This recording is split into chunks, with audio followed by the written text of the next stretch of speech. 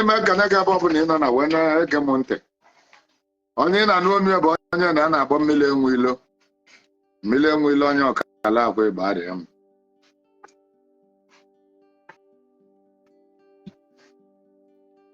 Abego m nụa ka mụ na gị kpakọrịta ụka dịịrị nwanne na nwanne. Abego m n'oge nkụzi na oge mmụta. Biko otu anyị si ya n'ụbọchị ụka ọbụla.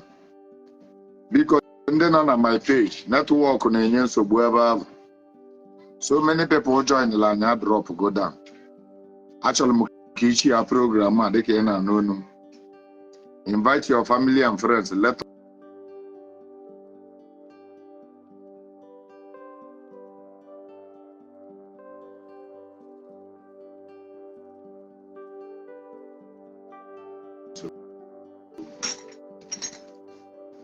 if I ji magia wee bịa tata n'ụwa.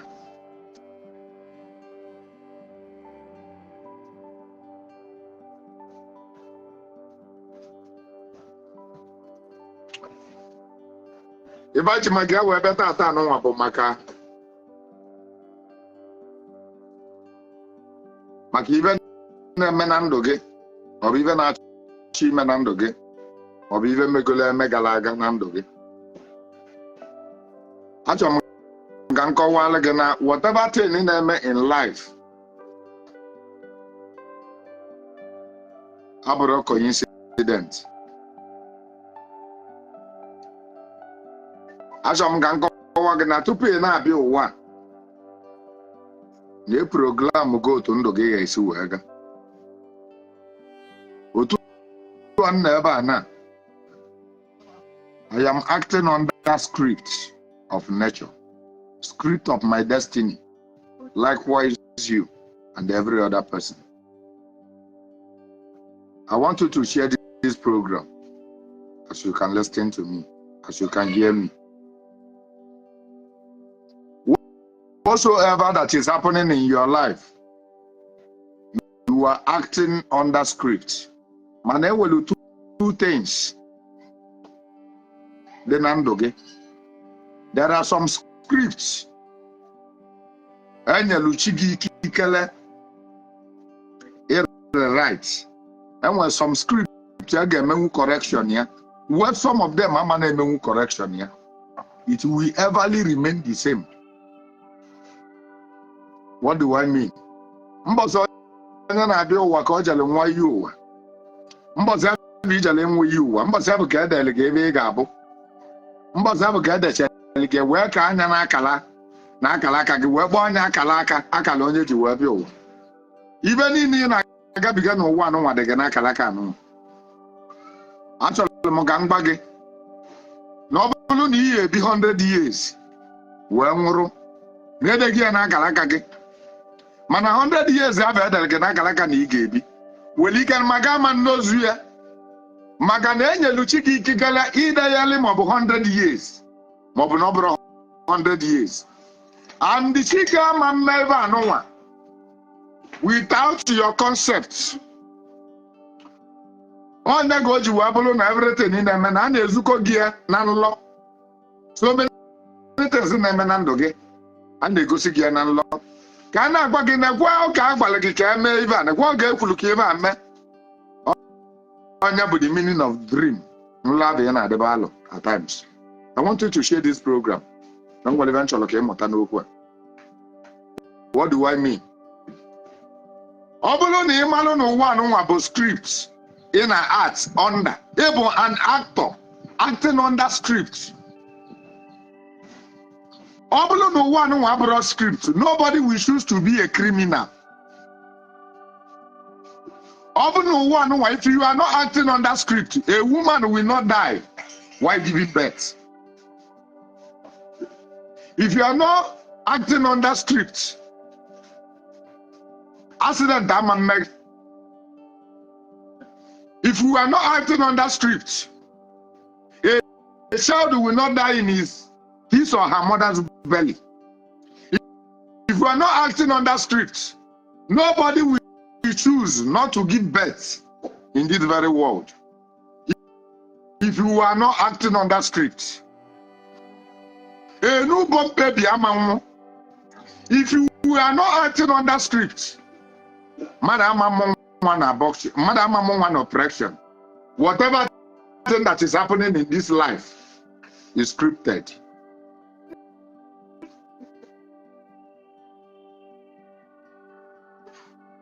I want you to know that this life is a life of a spirit.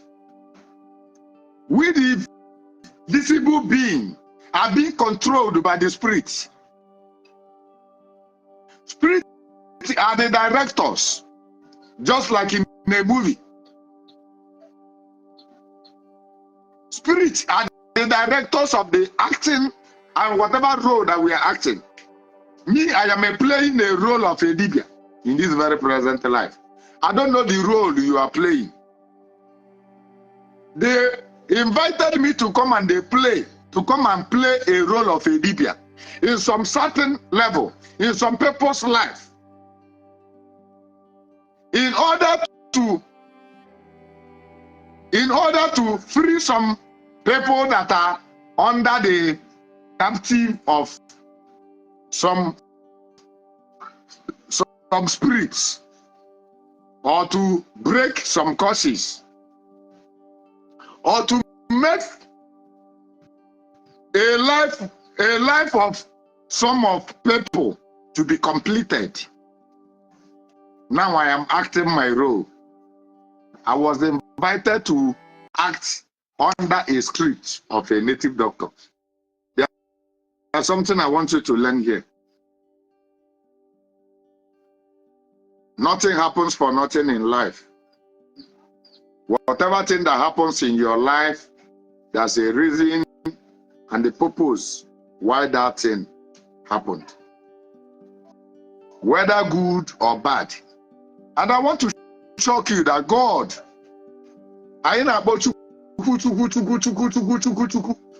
is not responsible for whatever good or bad that is happening in your life. God is not responsible. I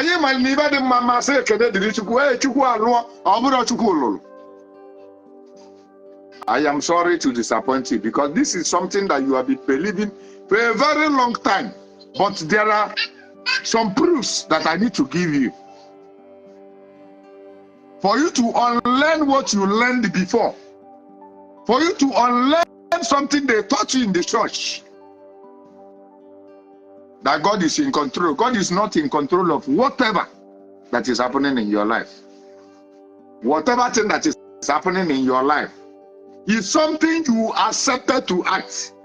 Whether you are dying young, it's in your destiny, you accepted it. Whether you will die while giving birth, it's accepted, you accepted it. You and your sheep was the one that accepted it. You and your chief was the one that accepted it. The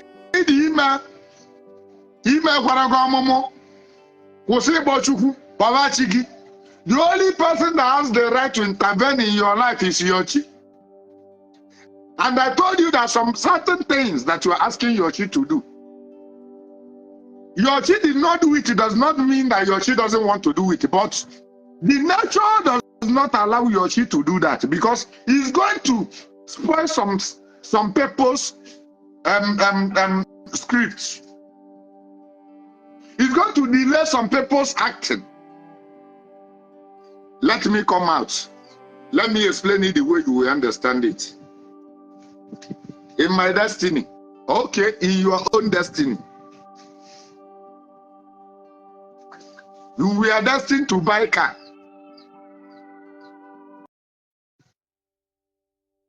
You were destined to buy a car. And the car you are going to buy,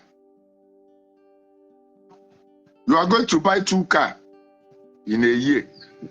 When you buy 2 cars, you will be driving one. This is a scripted. They wrote it in your akalaka. Your destiny says that in a year you are going to buy 2 cars, but you will be driving one. Now your destiny has said that you are going to buy 2 cars. Said that you are going to buy 1 car from Joneb. The first car you are going to buy it from Joneb. The second car you are going to buy it from Ejike.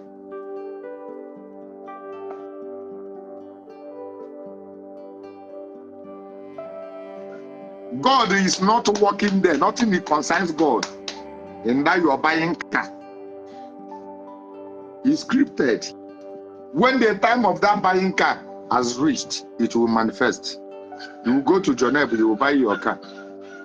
When you bought the car, you have now completed the destiny of you and completed the destiny of Joneb, because Joneb had it in the destiny that in a month of so date that you are going to come to his shop to buy one of the Mercedes that he's selling.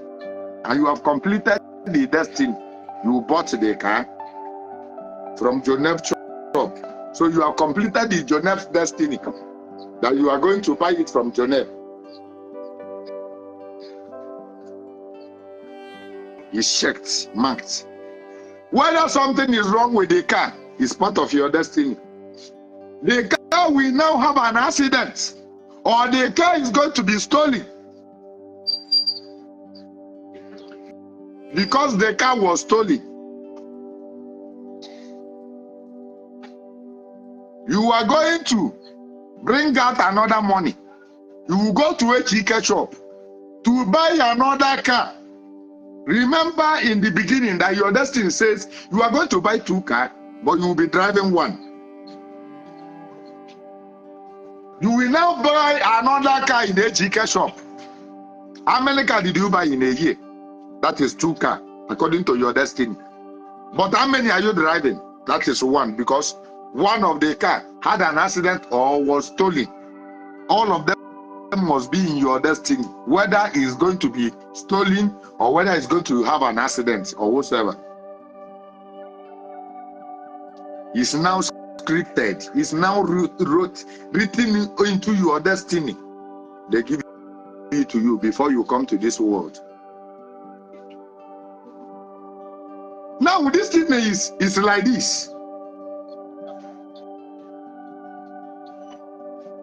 When you don't want one to happen, when you want to buy only 1 car and save the other money,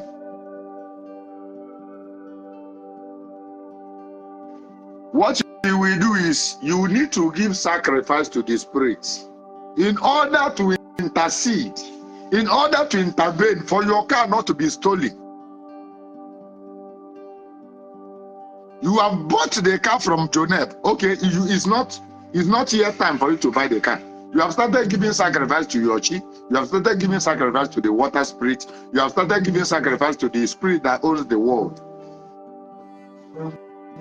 You have started calling upon them.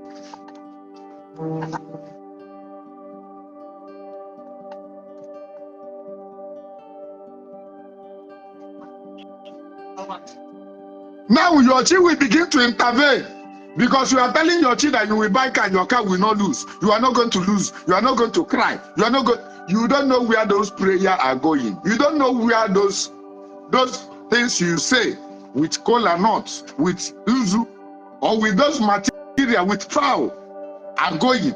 It's going into the spiritual world where they can intervene, where they can lose your destiny and look at whatever thing that is in your destiny and try to bargain if something is going to be corrected. Now you have stable the matter. This my son is going to buy a car this year, but he has it in the destiny that the car is going to lose that car and buy another one. Please, the owners of the world, I am begging all of you to help me to correct this very one.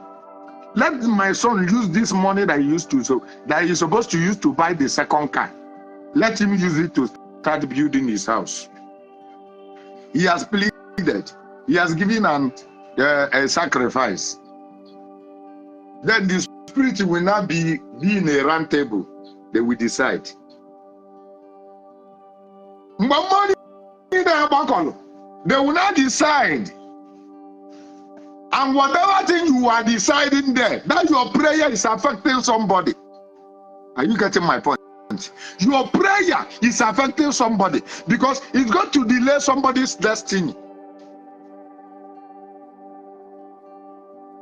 Maybe AG can have it in the destiny to sell like 24 cars in a year. When you pray against buying car from AGK, then the AGK is going to sell 23 cars instead of 24. When your prayer will be answered, another person's prayer will be delayed. When you continuously firing the prayer, firing the sacrifice, continuously giving your chi sacrifice, and the AGK happens not to be giving his chi sacrifice, AGK destiny will be robbed in order to sustain your own desire. Are you getting my point? This is the reason why you need to be very, very agile spiritually.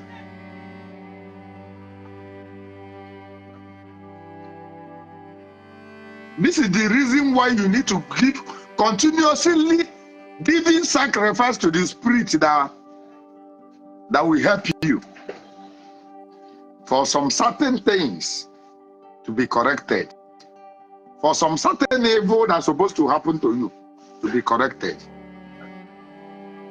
Your sacrifice is going a wrong way, and that your sacrifice is going to rob some people. It's going to delay some people. Just let's assume that somebody have it in the destiny. Madu kadana kalaka. Akwangi no ori nu wan ezu ezu. Ori nu wan ezu ezu bu script anyalo mmadu agwonya na ina abi uwizu ori. Ina abi uwizu ori. You are coming to world to act like a criminal, and they are going to kill you in your year of 46. When you are 46 years old, agebugi as onyori.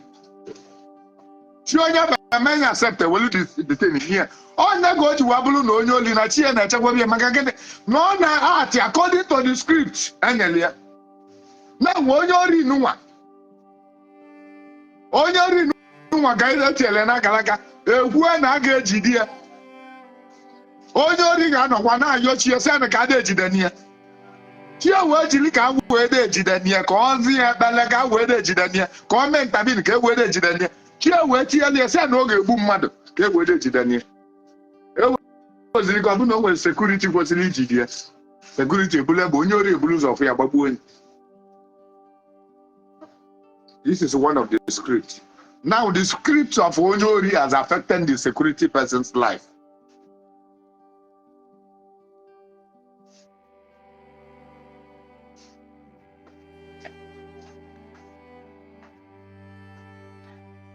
What am I trying to tell you?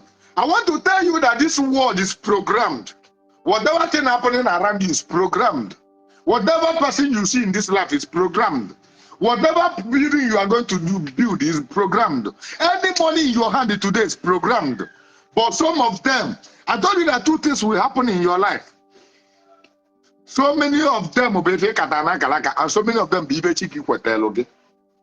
Chiki wegi kwetelo given a true raja. Money ozanka bia bribe wa chiki. Money ozanka biaka bia intimidate chiki. Your chiki can accept something that is not in your destiny on your behalf because you did not do something that you're supposed to do, or you fail some law. How will you fail the law? Let's assume ne kamma. Okay, mmenye example libe melo na Igbo ariama n'ezi avobennam. O nwere somebody ana abodika the man nwụrụ last year. O nwere nebu ya no nwamolo nwa mu ogbi. O nwere ndị ogbi na abụ. Dike na nebu ya bụ. Weje ebeba weje o nwere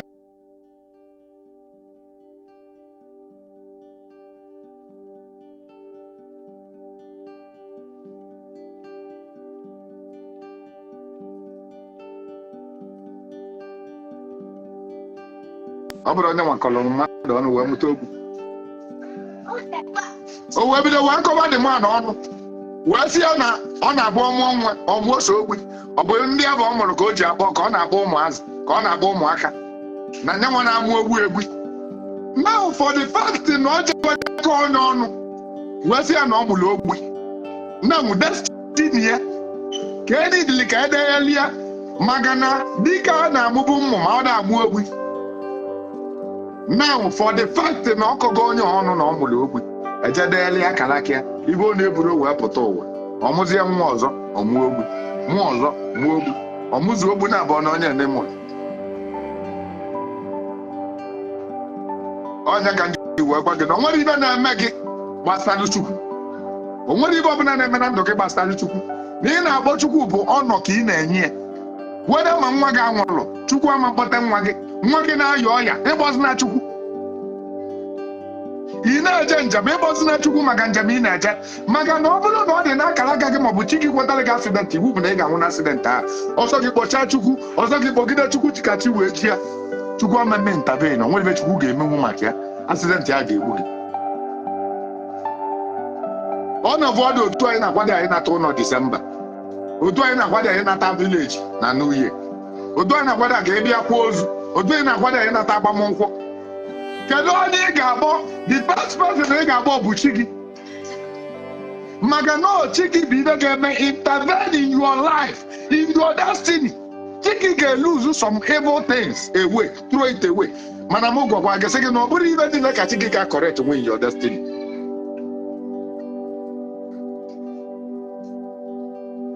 onye a na-akpọ dike kịta na nwakọtara ezigbo akara aka na ọ ya amụ nwoke mụọ nwaanyị onye ụmụaka arụ dị mana maka na ọ jere nche akọ mmadụ ọnụ the spirit dị na be onye abụ ọ ji wee kọ ọnụ spirit ndị okwu ya bụ wee bata ruo maka na ọchị gị ka ị ga-eme iti ihe ọchị nọtụ Chukwu mana ya ọchị ka a ga-aga miti ya wee gbachi gị sị gị na ị ga-akọ the law of nature you have now failed the rules of your destiny ịkọgo mmadụ ọnụ dị afọ na ibe na-emebe onye a ga-emebezi be gị chi gị asaịn anya chi gị ga-ajụ for the first time maka na chi gị ga-eme anything to protect you when you know the work of your chi ịma na ịpụta ụlọ ụtụtụ enyi ya nri ọ bụ na ịma n'ibe chi gị na-alụ na ndụ gị emepe gị anya jọzụ chi gị eweta kaseti chi gị ibe chi gị na-achị na ndụ gị gozi gị ruolu chi gị na-achị na ndụ gị ịma na ịpụta ụlọ ụtụtụ ịkpọtụ chi gị nye nri otu anyị nọbụ na-awụ ọchị mụ ịmabara batụlụ chi gị na fight ịmabara many spirit chi gị na-asị no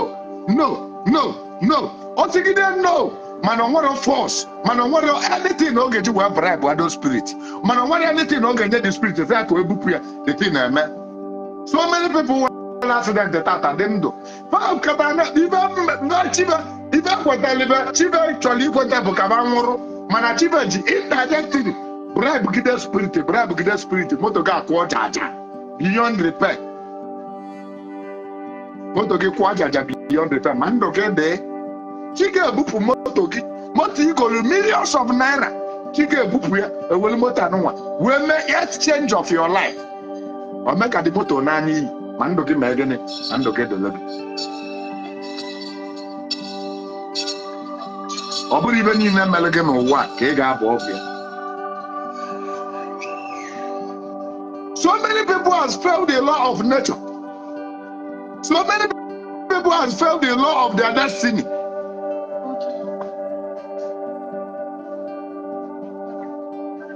let me now tell you like I always say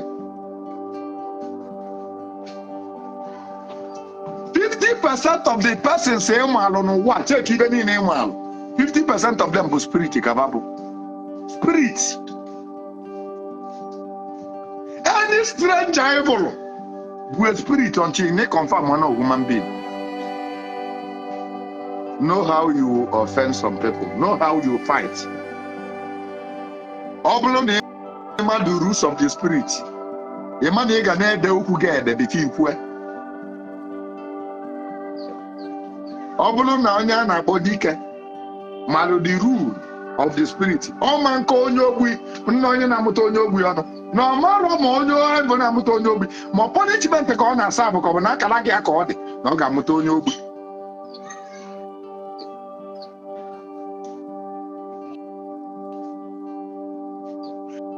Ibe ọ bụla onye metalụ n'ụwa oge eji anya wee fụ. O nwere ike ọ bụla ibe o metara n'ụwa ya mbụ ka eji wee nye the punishment na ọ ga-amụta ndị ogbi. Now, dike emeke inherit by you just copy on punishment on a serve. No, you can't mock somebody na serve punishment of a nature. On your go to no matter any predicament a man no it in your work on. You can a mother on no. If for Rochian, the Jorochia. Whatever thing in somebody's life, it's in your working on name on your. You never know the reason why that person is passing through that predicament. Magamboro, Arab one atolia, or Maggie. Well, you call Niva Calonia and Akalakabonoga, Mutandobi, Namani Nagabundobi, Mana because of Nadika Biago, Biaco on Nidika Colia, or Mudabazeboa, or Modebe, and there's a decay, Wadika Motebo, Mavazan, the rest children, they push you. Omana bono omutalidika weke ono nyaka omudebe dika je waje kwa na be dika mutakwa egwa maka na agwali ya ikaze afu no e 4 ogbu 4 ka ọ ga-amụ mana dika je go nyali ya kaba ike onu si no ogbu ike na amụ so for the fact na ịgbara ya na ọ na-amụ defa ndọmpụ eje na egwale defa ndọmpụ na abọ nke fọlọ afọ ọ ga-amụ mgba mutakwa nke yi. I don't know if you are getting my point. Are you understanding me? Are you understanding me? Don't use anybody's predicament. Work on you. You never know who they are.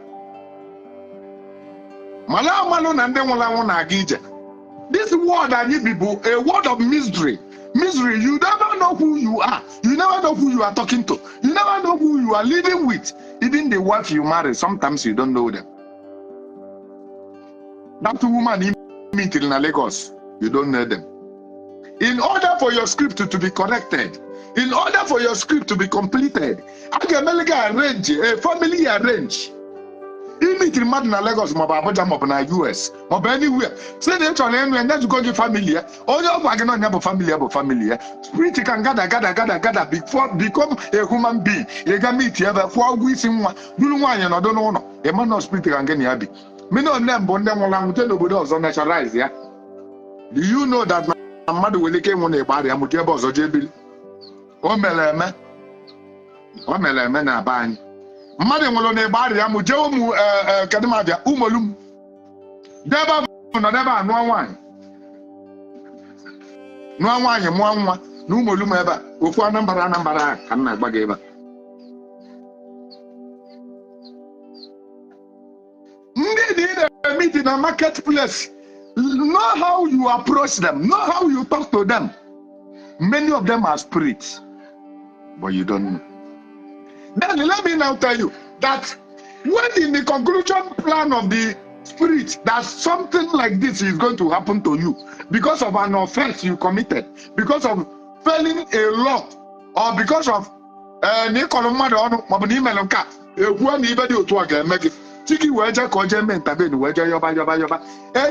test.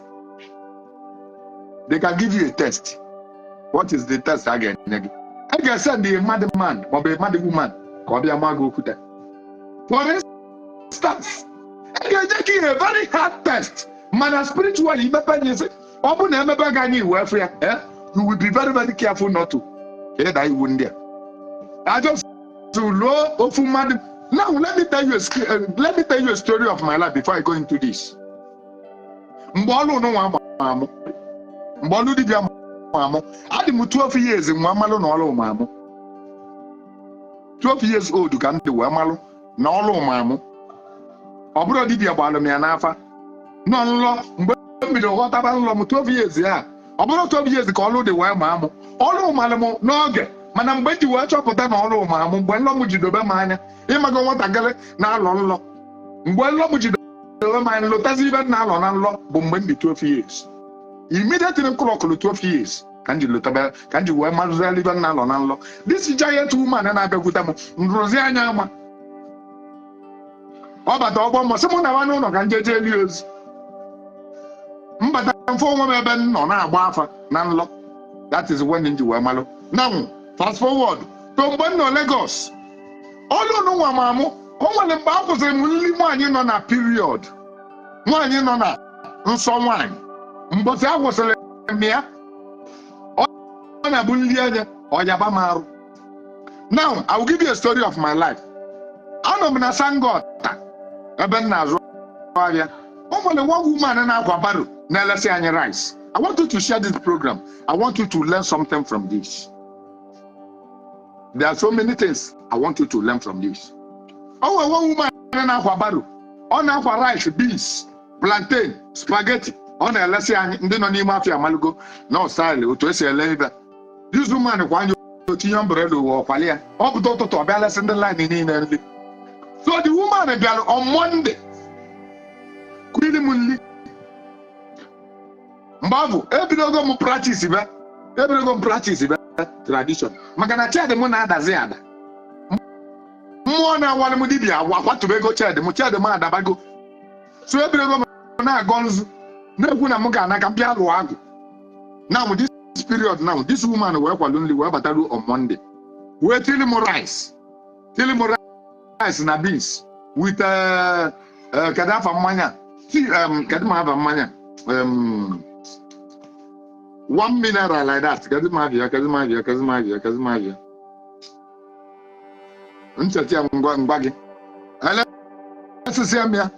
Lini ga nkulu libe elibu nli a lichi anya mbọsị Monday. Afọ wee taba m. Afọ tagidelu mo. Amaghị m ihe na-eme mbaga ọkada naba yard. Ngaba yard ịga toilet. Naluo yard no 3 hours. Nosisi anya. No 3 hours or benata wenata. Olu on Tuesday. This same woman but let's go nli. Listen there, the something repeat here.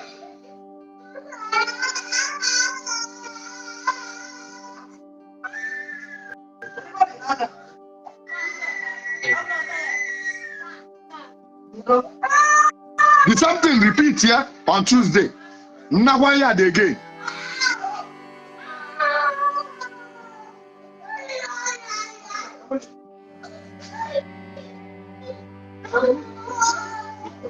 Why are they again? Governor yard, I know Zulumu 5 hours. More than.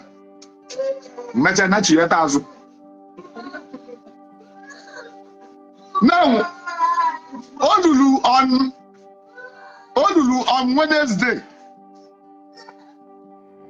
Onye money na chop my sales boy. I put a mafia n'oge. Owa ba mo na nwaanyị a abịakwana. Ade na nli akwụsị ka o gotele m nli. Ka o gotele m nli, nwasị agopụtele m. Maka na nli nwaanyị ahụ ka m na-eli.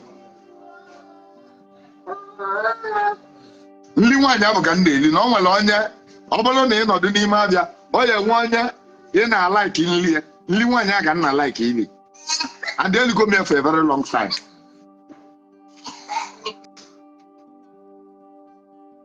So that third day, we go them will go to tell them on the Belamo. Mwa batalu na church. But Tabu Telia Galia. Upelia Galia. Onya Lana Funube, Maganda Lanina on a line, Amachalo Mofa. You might go near Mafia Bena, no Machalon de Alanina on Oba. Onya Lana Funube. Waiting a bridge because I am across the bridge. Here across somewhere bridge. Onya we across the bridge. Where balance. Open the motor Chania. Elia Tibe Mulia on Likambu the Blue Naga. Buta Wadangaji can listen. Now turn of the rice in Meli. That's a can not turn of the Kalia. Onya we would also la. Baba Dani Macha the Abano. But the Tinyaka for Colazo. Gulazo the Nimeli Ali. Kulo to the other side. Or Barofa. Turn to the other side. Kulabab. The other say, hey. Talk a change if I abato you. On what will ever abato you tomorrow. But make I say, Papia.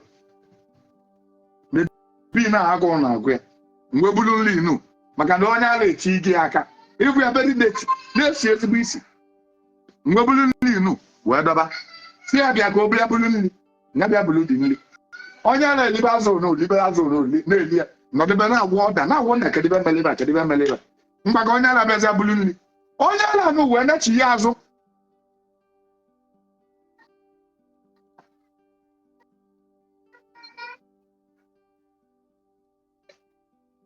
onye ala anụ wee na-echi ya azụ batalu ebe egu ndebelu ndị inu kpụọla aja wunye n'ime nri na-ekupụbebu ngaji anụ dị azụ dị ya azụ ka o were okporo aja wunye nri ahụ n'ime ịma ihe okwu ọsị m na ịda anụ ife ya bụ ebe ọ gwa m tọn pụọ afọ osi onye ala bụ ege so that language ọ sụrụ ịda anụ ife ka m ji maka ya wee kpọọ vileji sịsị kpọọ onye na-agba afa na vileji ya gbagodolu m afa ka m malụ ma ọ bụ poison ka etinyere na nri a ọ bụ onye na-agba afa na remind m si mụ na m elibugo nri ya mbụ echie m nwani nri nke abụọ echie m nwani mgbe na-ajụ ọ bụ poison ka nwaanyị tiri na nri asị na nwaanyị nọ na period in order to confirm m njekwuru nwaanyị jee jụọ ọ sị m yes sị m na nsị ya na-agbacha maka mụ na ya dị very very close sị m na ọ na-agbacha ma na ọ dadị ka ọ ga-efinish mbọsị ya ga agwara m kwụsị ili nri nwaanyị nọ na period now revise back to ebe m na-akụzili gị what is kedu the meaning of ịba ngwa gị na m it has been programmed ka akwụsị m ndị nwaanyị nọ na nsọ chi m wee banye n'ime onye ala now the very good thing m mere m na m etiri onye ala ibe maka na ọ bụrụ na m tiri onye ala ibe na m etigo chi m ibe ma ọ bụ na m etigo somebody ascend from the spiritual world ka ọ bịa dọọ m aka na ntị maka danger of ibe na-achọ ka ọ mee. These are the things m chọrọ ka ị na-ege onwe gị ntị.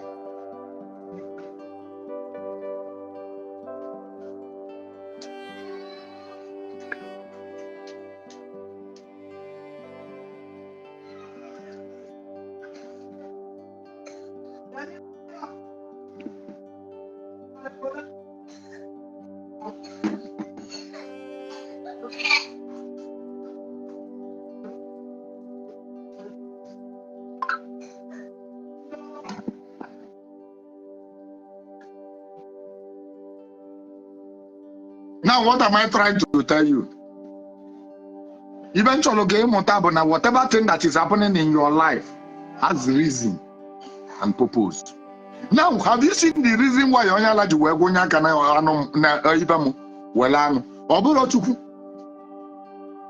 intervene? That very one. It can happen to anybody. Ewe ko bu na oboro this scenario nke kwese nli nwanyị nọ na nsọ ike zo bu na point in the tiligi. And let me tell you, before any bad thing can happen to you, it will come to you. Oh ya abịa gị na arụ onye ọbụla ga-enwe accident ọ bụ na nke ya nọdụ nso ọ wee bụ na oche ịpụ njem ọ ga-agbalịrị gị okwu ga-egosi gị na ije ọ na-eje na something dị ya mana a sị na ọnwụ na-aka onye ọ na-akpali uche ọ bụ na ọnwụ abịa ọnwụ ya aka gị wee sense.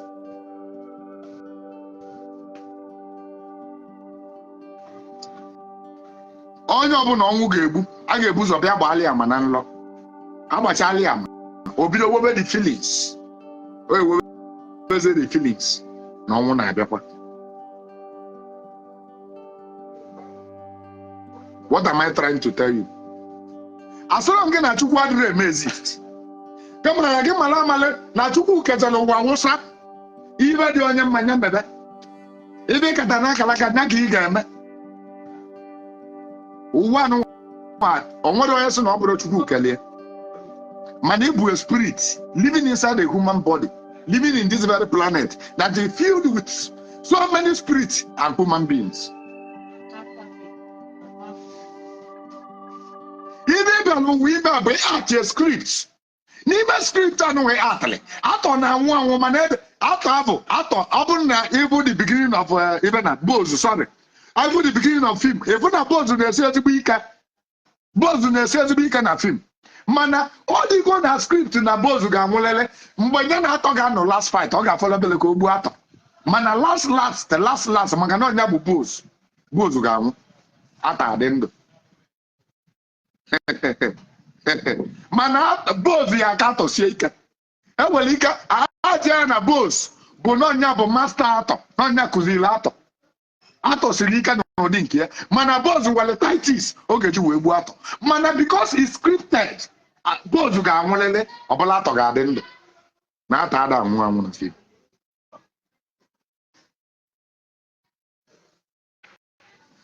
Atọ ada anwụ na film.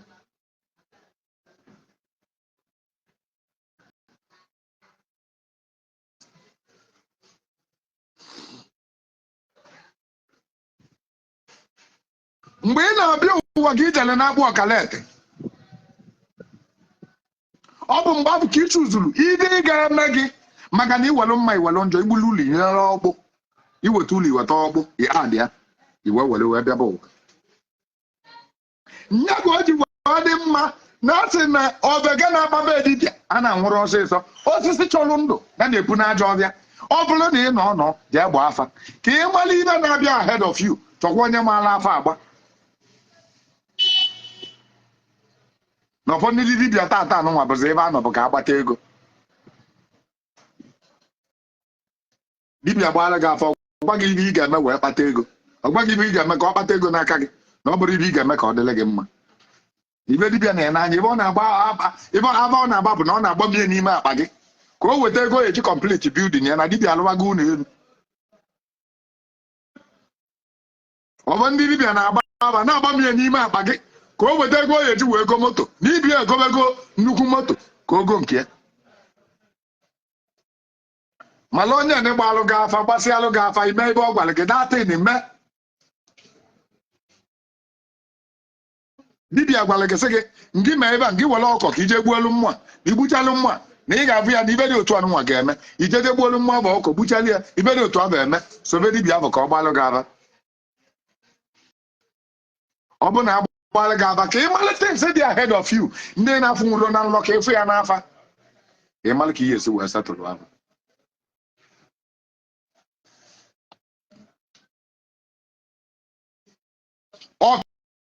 ọchụchụ aja akọ na gị onwere aja ọbụla mmadụ chụrụ achụ nalụ n'iyi ọ bụ na aja ahụ alụrụ ọlụ n'isi gị ọlụ ọlụ n'isi ụmụ gị maọbụ ọchalị gị n'ụwa gị ọzọ ọ bụrụ na ịchụ aja na ịma na ụwa gị ọzọ ya ama ezigbo mma maka na ịchụ aja niile ọ bụla na ịkata na akara aka na ị ga-abụ ụbịa aja bụ niile ị chụrụ ibe anyị na aja bụ kwesịrị imere gị n'ụwa maka na akara aka gị kwuru na ị ga-abịa ụbịam and in order ka ị complete your script and script ndị ọzọ ndị nọ around you ewelu ndị ụzọ aja ị chụrụ achụ debere gị n'ụwa gị ọzọ ka aja niile ga-eso na line ebulu nnukwute ọgaranya onye ka o ji wee bụrụ n'ogbenye na-amụta ọgaranya ogbenye na-amụta ọgaranya maka na ebe akata na akara aka agbalị gị my previous program gị gị na ọ bụrụ na ị na-achọ ịmụ nwaanyị ndị gbaba afa ka ị mara ụdị onye ị na-anụ akara aka sie maka na ọ bụrụ na nwaanyị ị na-achọ ịnụ nkata na akara aka na di ya ga-abụ ụbịam ọnụ ntụ ma gị na-eme ọbụma ịnụta ịdọ ụbịam Chukwu anọrọ ịgbatalụ gị nke ka Chukwu gbatalụ gị ka ị kpọkwuo Chukwu kpebe 20 decades of rosary ọ dịrọ na ya ka ime fasting morning and night ọ dịrọ na ya ka ime na vigil ọ dịrọ na ya ọ bụrụ anụ na chi ga-ewere ike ichenjiwu destiny that very child that very woman ị na-achọ ịnụ chenji anya ka ọ follow to your own destiny ka ị wee bụrụ ụbịa mgbe ị wee bụrụ ọgaranya ịbụ ma nwaanyị kwukata na akara aka ịda na ọ bụ a punishment to his family n'ịda na ọ bụ ọnụ abụrụ abụ na ụwata ụwa gị agwago m gị biko ọ bụrụ na ị na-abụ mmadụ ọnụ na mmadụ mere ga ajiri iwe na-abụ ya ọnụ ebozi na ọnụ ụwata ụwa ya maka na ụwata ụwa ya bụ ị na-abụ ya ọnụ obere gị keta okene ya ị na-abụ mmadụ ọnụ ebozi na ọnụ generation ya niile mba ebozi na mmadụ ọnụ generation ya niile onye mere gị ibe ị bụ onye afọ ọnụ direct hapụ ụmụaka ya maka na enwere ike ọ bụrụ na onye ị na-achọ ịnụ nwa ya for instance na onye bụ ị na-achọ ịnụ nwa ya na-abụrụ nna ya ọnụ tia na ụmụ ya niile na nwere ga aba ulu na ụmụ ya niile o nwere onye o mejọ o nwere o mere ezigbo ajọ ibe onye bụ wee bụ anya ọnụ sị na o nwere onye ga aba ulu na ụmụaka niile ya abụ ebulevu na ụmụaka niile ya abụgodo ụbịam abụ anya ọ na-ama nke ya na spiritual si na ọ ga na-eso the man nke nwa bụ onye chọrọ ịnụ nwaanyị wee bụ nwa ya bụ na nwa ya mara ezigbo mma iwu ajabe ịnụ nwa ya maka na the course na-eso nwa ya ijerozi gbaa ava tie ma ya dabala unu ijeje mmagbuli ya na ọ malụ mma maọbụ na o bu ụkwụ maọbụ na o bu ala ijeje mmagbuli ya na ọ malụ mma wee sị ka ịnụwa mgbe a na ị na-anụ ya ịnụọda ka destiny ọnụ na-apụrụ ya ka o mezuo na ndụ ya ebe ọ bụ na ego si abata na ndụ ya ga-akpochi ya maka na ego ga-esi n'ime gị wee nabata na ndụ ya mkpochi akpochie gị spiritually any tunnel ego si abata akụri ozo dị tunnel ibe niile ị na-eme anadazi n'aja ka the girl wee mee wike wee saa abụọ the punishment of ọnụ abụlụ nna ya maka na abụlụ nna ya ma nya ma ụmụaka ya na o nwere onye ga-aba ulu otu a ka ọ dịzi ewee menye ifu gị na ọ ya mere your destiny aspect ọnya ka o ji wee dị mkpa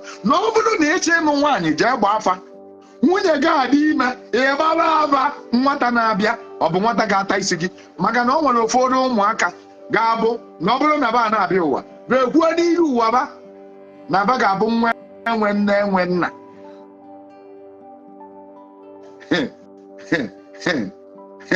ọ bụrụ na ị chụrụ aja ọmụma iwe mụta ụdị nwa ịma na ibe ọ pụtara bụ ọ bụrụ na ị kata na akalaka na ị ga-ebi 100 years maka na nwa gị kwuru na ọ ga-abụ nwa enwe nne enwe nna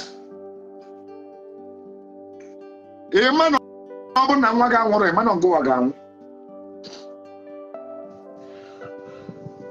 onye ga nji wee gba gị sị gị nothing happens for nothing ibe ọbụla mere n'ụwa nwere reason and purpose why o ji wee mee na nwaanyị mụrụ nwa ya nwụrụ ịma ma nwa ọ bịara igbu nwaanyị ọnya bụ vive ị ga-ajụ onwe gị chi ga-enwe nwere ka ịmụta ajọ nwa maka na ọba nwa bụ ndị a na-akpọ ajọ nwa ndị olden days ọ na-abụ nwaanyị dị ime ezinụlọ ya jebeje gbaba aba ka a mara ma ọ bụ ajọ nwa ka ọ na-achọ ịmụ ọnya ga-eji wee hap eji ete ime otite ime dịrị adịrị mana onye na-ete bụ na-abịa ime bụ ajọ nwa ọ bụ na agbaba bụ ọbụ na nwa na-abịa na ọ ya ata isi na nwa anụnwa adịghị ime ya na nne ya ya anwụ na nwa anụnwa adịghị ime ya na nke a ga-eme na nke a ga-eme atụtụ ilu otu onye esi wee tepụ nya bụ ibe na nwa na-abụ ime maọbụ were aja chụba aja ka nya bụ nwa ka chi nwaanyị spasidi echi nya bụ nwa na-abịa ka nwa obodo abịa na famili gị bịa ma akalaka aja akalaka obu wee na-abịa ụwa maka na ọ bụrụ ibe niile ịbụlụ n'ụwa n'ụwa bụ ezigbo akalaka o nwere ndị bu aja akalaka wee na-abịa chụba aja aja ibe na akalụ na akalaka na ọ ga-eme nya bụ nwa ka ọ dị emena na famili gị maka na ọ metụta imi ọ metụta ọnụ anya bebere enu imi esoli ebere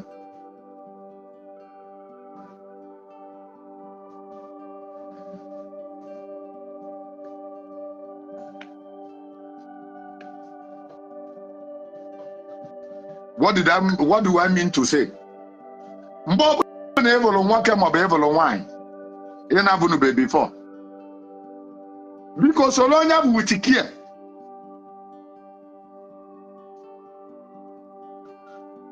amara m na ebe a nkọwara ọ bụ na mmadụ aghọtara ya somebody na-asị m are you saying that abortion is accepted in Igbo tradition or Igbo gịnị nwanne ama m na ị ghọtara ibe m kwu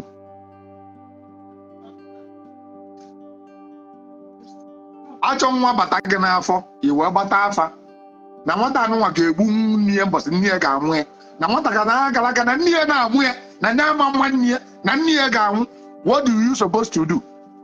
Kedu ị kwesịrị ime?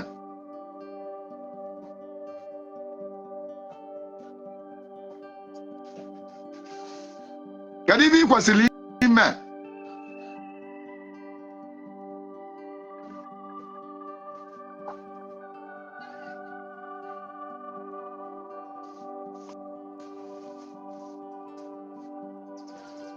Whatever thing happening in your life, there's a reason and purpose why you do it. Now, woman, go open the event for Naroge. Always some certain things that go for Naroge, it's on here. Some criminals are programmed to come into your house to rob and steal some valuable item that is belonging to you.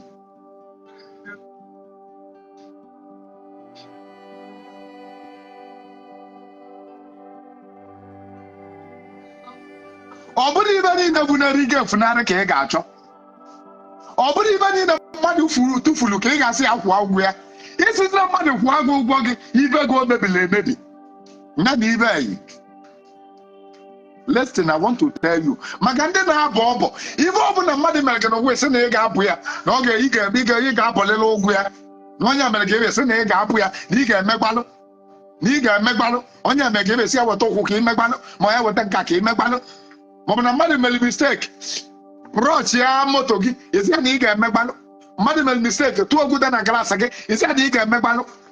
Nwanne m nwoke na nwanne m nwaanyị. Let me now tell you. So many things na-eme na ndụ gị. A program lụ onye ori ka ọ bịa zuo ego ori. In order for you to complete the scripts dị gị n'akalaka. Ewedi onye ori si abịa zuo ego ori. O nwere ajọ ibe a chọrọ ka ọ mee gị. Igazie ekwuru na ụlọ gị ga-agba ọkụ. Ọ dị n'aka gị na ụlọ gị ga-agba ọkụ. Iwe chụba aja, wee chụba aja, wee chụba aja. So many people na-adịghị ekwuse na mmadụ kwechara mmụọ, na ba nyelu chibeli, nyeche chibeli, pụọ abụlọkụ ego ba. Ọ gosi na chiba anabatara ya, na aja ahụ achọrọ na anabatara ya, na aja ahụ agara aga. Nwanne m nwoke, nwanne m nwaanyị. O nwere so many things n'aka on in the spiritual realm. Ọ ga-abịa mmepe gị anya, ijekwechi gị n'aka, gonye mmanya, gonye nri olia.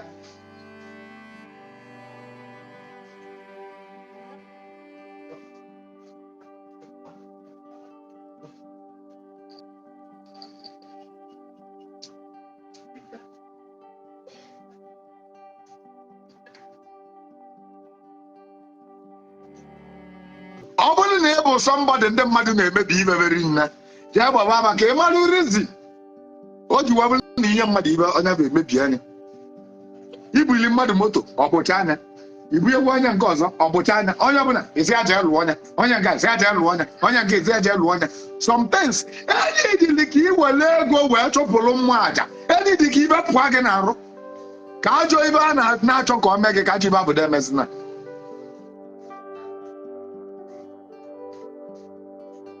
Ajọ ibe na-achọ ka o mee gị, ajọ ibe programụlụ ka o mee gị ka ajọ ibe abụda emezina.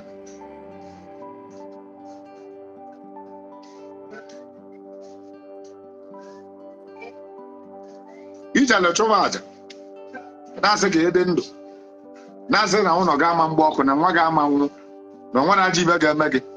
Mgbe na iji wee chụba aja na-echọcha aja, ọ bụ na ị were 1 million naira n'ụlọ, ka ụlọ gị na-agba n'ọkụ, ịmala ego na-eji alụ ụlọ kịta, ịmala ego na iji wee lụọ ụlọ, malụta mgbe o wesi gị wee lụọ ụlọ. Ọ dị n'akara aka gị na ụlọ gị ga-agba ọkụ. Is conclusion plan n'akara aka gị.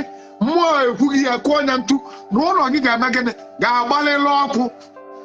And na ụlọ gị abụ ga-agba ọkụ. Somebody nọ somewhere na-aga ọbọ n'ebe ebere ka nya nweta ọrụ, na nya na-alụ blikile ya, na ọrụ ọ na-aza abịala ya. Ọ gwara ụlọ gị gba ọkụ nweta ọrụ. Ka ọ na ịmara na onye na-alụ agbati ozu na-edowe chi ya na-ekwu ka nya na-enweta ọrụ.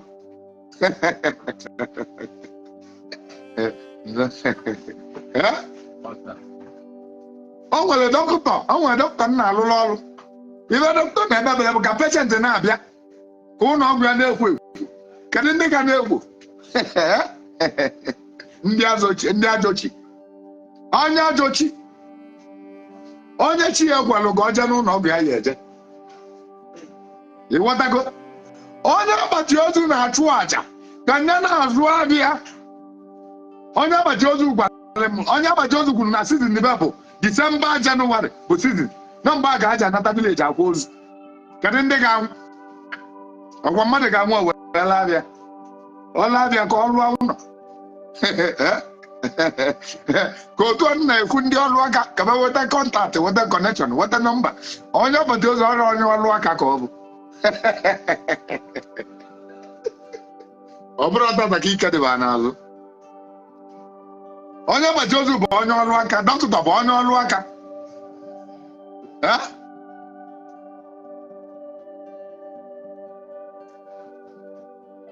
Ndị a na-eme apams ovu ọrụ ọbụ gaba nọ ba na-achụ aja ka ba jiri karịcha nwoke bụ wa apams ọ bụ nnukwute milonia maka gịnị ọ na-ebu ozu ogbugbu ozu ka eji mara ya ozu mmadụ ga-anwụ. So mmadụ ijelije chụwa aja aja na ị na-achụ na-eme so many people affect. Ị nọ na-ebe ebere ka ịdị ogologo ndụ ma onye agbata ozu na-achọ ka o mitie target na a na-anyị ego blọkụ na ego simenti o ji alụtapụ ụnụ ya. Onye agbata ozu chọrọ ile agbata ozu 10 Disemba. Onye agbata ozu chọrọ aja ka nyala agbata ozu 10 na Disemba. Agbata ozu 10 na nwere ike ọ bụrụ na ọ bụ ụgwọ gị o mana ofu family ga-awa complete pattern. Iwe chụwa aja nke gị na ị ga-adị ndụ na mmadụ ama nwụ na be gị. Ịchụgide aja ọ chi gị na-achụ onye agbata ozu bụzi ibe ọ dị. Ewezi agreement. Chi ga-ekwu sị na onye achụgo aja ewe cheki aja gị na nke onye ka dị wait. Maka na onye agbata ozu ga-ele abịa and na-etekata n'akara aka na mmadụ ga-anwụ be gị. Na onye agbata ozu bi n'akụkụ bụ unu maọbụ na obi n'obodo unu. Adị na agbata ozu chọpụ ya dị nso na onye nwakuru ya ejegolo abịa. Nye nwakuru ya ejegolo abịa iwe chụwa aja na ịma nwụ mana akata gị ya na akalaka na mmadụ ga-anwụ na be gị. Iwe chụwa aja chi gị wee bata wee gwa onye agbata ozu si ya na aja onye a chụrụ erigo nne. Si onye agbata ozu aja onye a chụrụ erigo nne. Agbata ozu anụnwa unu sị ga ebubata bebe mba o bupụga agbata ozu na ọma mmezi. Chi ya na-asị nya ihe na-achọzi bụ ka nwa mmadụ alụgbu n'ụlọ ọ na-alụ na onye nna ọlụ ụwa gọlụ ọ chụrụ aja ka nya lụọ olu tọpụ ụlọ ka ebe ọ ga-esiri weta ego. Chi ga-asị ya na ọma akwụ ebe ọ ga-esi wee weta ego. Ibe ọ maara bụ na onye a ama nwụzie na ọ chụgo aja wee dịra gị ya spirit. Ị ma na enwere ike ije court, spiritual court for it ebe ikpe maka na chi onye agbata ozu bụ certificate ibe niile ga-anwụ that year. Ndị niile ga-abịa tụele nwa ya buli ya ọgbachi gị akwụkwọ n'ikpe ebe ibe spiritually mmụọ eju na-ebe ọwachi ya na onye anụnwa gada na agara aga na ọ ga-anwụ na 25 Disemba. Kedu bụ nna akọ ịba onye anwụ aga nwa m laafịa a na-akị ọbụla akụkọ na-eme ikpe ọ bụ na emepe gị anya ịpụta ụtụtụ inye chi gị nri. Emepe gị anya iwe fibe chi gị n'alụ ịpụta ụtụtụ ime gịnị inye chi gị nri.